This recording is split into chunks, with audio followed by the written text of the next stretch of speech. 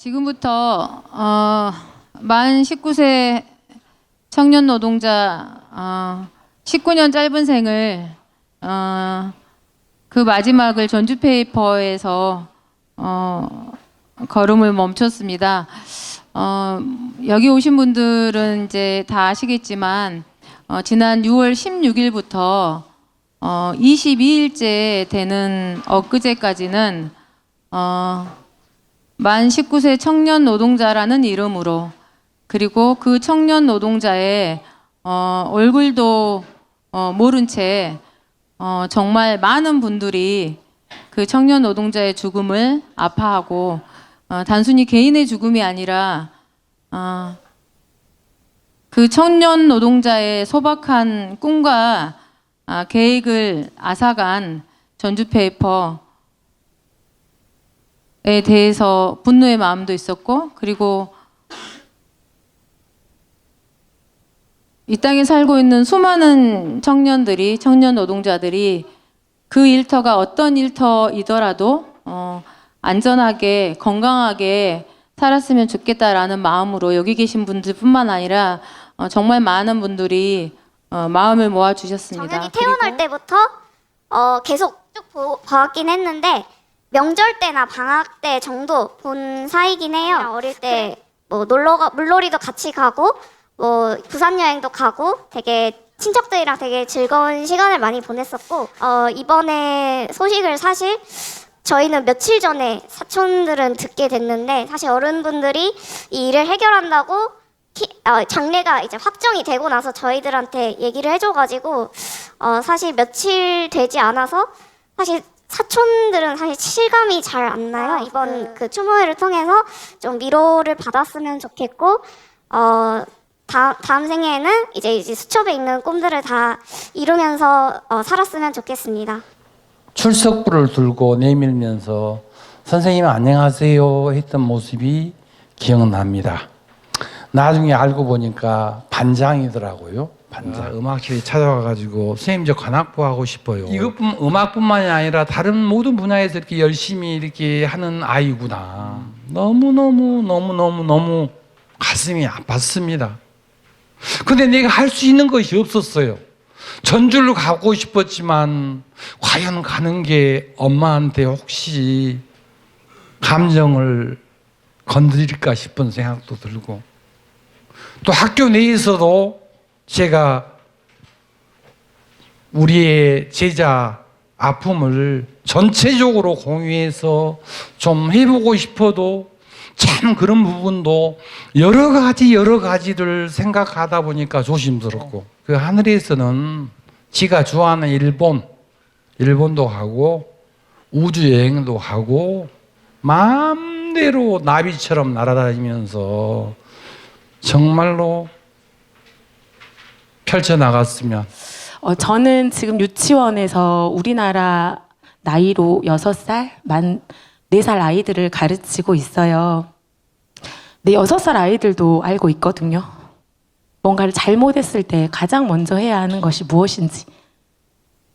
다 떠나서 진심 어린 사과, 그걸 가장 먼저 해야 한다는 것을 6살 아이들도 알고 있는데 전주페이퍼는 어땠습니까?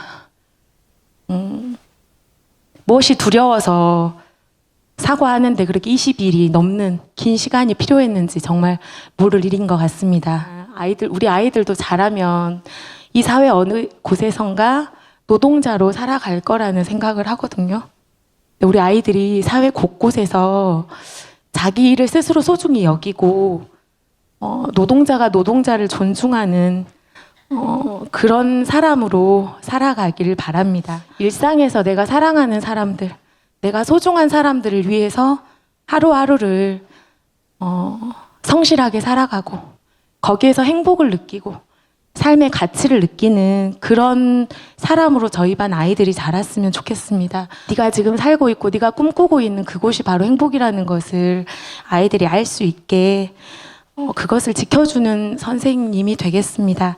아이들의 첫 노동이, 노동자로서의 첫 발이 인간다울 수 있다는 것을 아이들도 느끼고 세상이 그렇게 느낄 수 있는 세상이 되게 하는데 저도 함께하고 저희 전교조 선생님들, 교실의 모든 선생님들이 함께하도록 하겠습니다. 사회생활을 시작한 지 6개월 남짓된 사회 초년생으로 직장에 적응하는 과정에서 어렵고 힘든 일도 많이 겪었을 텐데 하고 싶은 일들과 또 이루고 싶은 미래를 꿈꾸며 그 어려움들을 웃으면서 이겨냈을 그의 모습이 떠올랐습니다.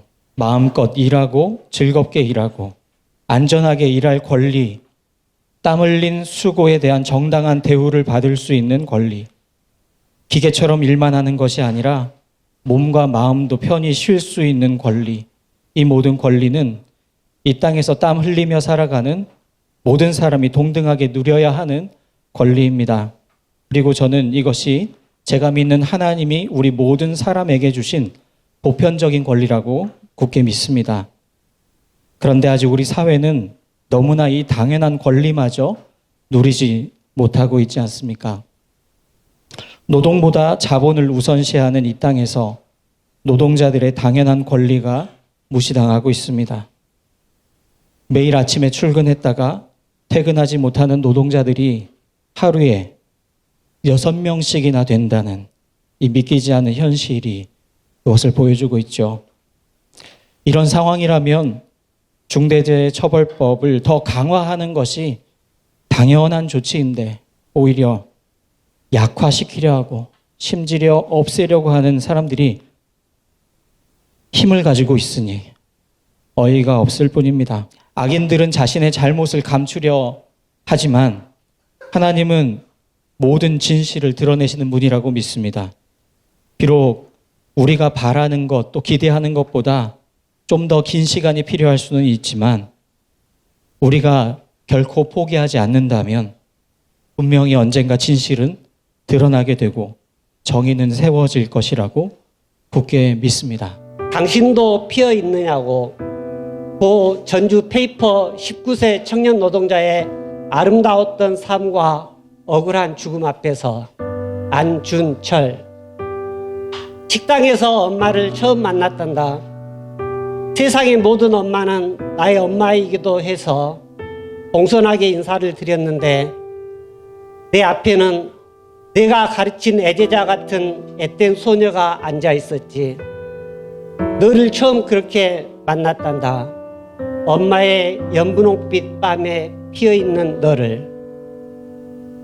넌 성실의 대명사 같은 참 아름다운 청년이었더구나. 내가 쓴 인생 계획 세우기 메모장에는 다른 언어 공부하기, 살 빼기, 내가 할 게 무엇인지 생각해 보기, 편집 기술 배우기, 사진에 대해 알아보기, 악기 공부하기, 경제에 대해 공부하기, 오전 근무일 경우, 오후 근무일 경우, 심야 근무일 경우, 큰일 없을 때, 오전 오후 근무 끝나고 휴일일 경우 각각 꼼꼼하게 시간 계획을 세운 넌 지금도 너를 피우기 위해 애쓰고 있을 거라고.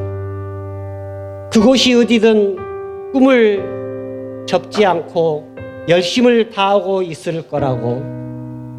다시 꽃들 환하게 피는 봄날이 와. 아가야, 너도 피어 있느냐? 엄마가 물으면 엄마, 나 여기 피어 있어요. 내가 할 게 무엇인지 생각해 보고 있어요. 나도 알아요. 그날 어떻게 거기에 쓰러져 있었는지. 아침에 엄마가 물려주신 튼튼한 몸으로 그날 하루의 작업을 시작했어요. 그곳은 나처럼 입사한 지 6개월밖에 안 된 신입사원이 혼자 가면 안 되는 곳이었어요. 세상이 나쁜 것을 알아요. 하지만 또한 나는 알아요. 세상에는 좋은 사람들도 많다는 것을. 엄마, 나 여기 피어 있어요. 진상 규명하라. 책임자를 처벌하라. 재발 방지책을 수립하라. 엄마의 고마운 이모 삼촌들, 깨어있는 시민들이 외치는 구호 속에서 길을 쫑긋하게 세우고 피어 있어요. 세상도 조금씩 달라질 거예요. 그래야만 해요. 넌 성실의 대명사요. 아름다운 청년이었던 너는 우주와 너를 저울로 달면 한 눈금도 모자라지 않을 천하보다도 귀한 너를, 사랑할 줄 몰랐던 우리 어른들을 한없이 부끄럽게 만드는 넌 나에게도 묻고 있구나. 움츠리며 뒷걸음치려는 나에게, 그날 식당에서 엄마의 앳된 분홍빛 밤에 피어있는 너를 처음 본 나에게, 울컥했던 그 마음을 배신하고 무심해지려는 나에게, 나쁜 세상에서 멀리 너를 두고 도망치려는 나에게, 당신도 피어 있느냐고, 당신도 피어 있느냐고.